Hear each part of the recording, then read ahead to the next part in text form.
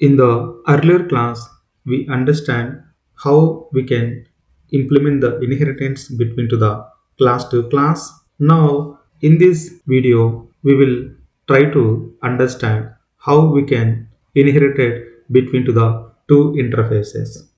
Before that, first of all, let's try to understand what is the interface, how we prepare the interface in the C#.NET. So first of all, interface is nothing but a kind of a contract in the C#.NET programming language. It defines the set of rules. Here rules are nothing but it could be the methods, properties and events. So now let's take a one real world example. Assume that there are two TV remotes. One is the Sony TV remote and LG TV remote.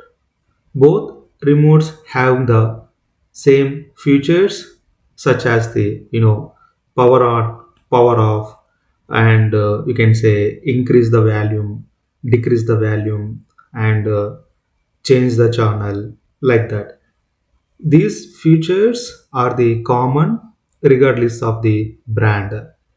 Okay, so here we can say that remote represents the an interface, and these common features power on, power off, which represents the rules which is defined by the interface, nothing but remote over here. Interface always which represents the rules. Okay, and we won't any implement, we won't apply the any implementations in the interface.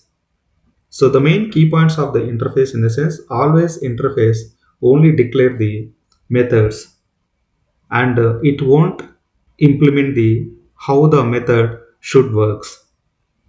Okay, and if we prepare the this interface to the any class, I mean we can give the reference this interface to the any class.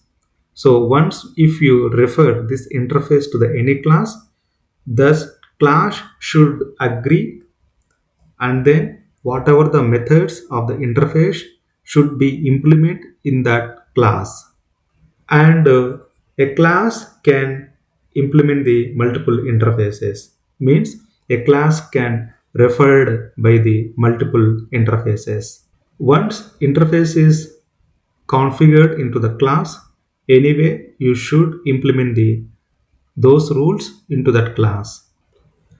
So in the next video, how we can design the interface, and how we are going to prepare the set of the rules into that interface, and then how we can communicate the one interface to the another interface via the inheritance concept, and then how we can implement the set of the rules into the class. So those concepts we will cover into the coming videos.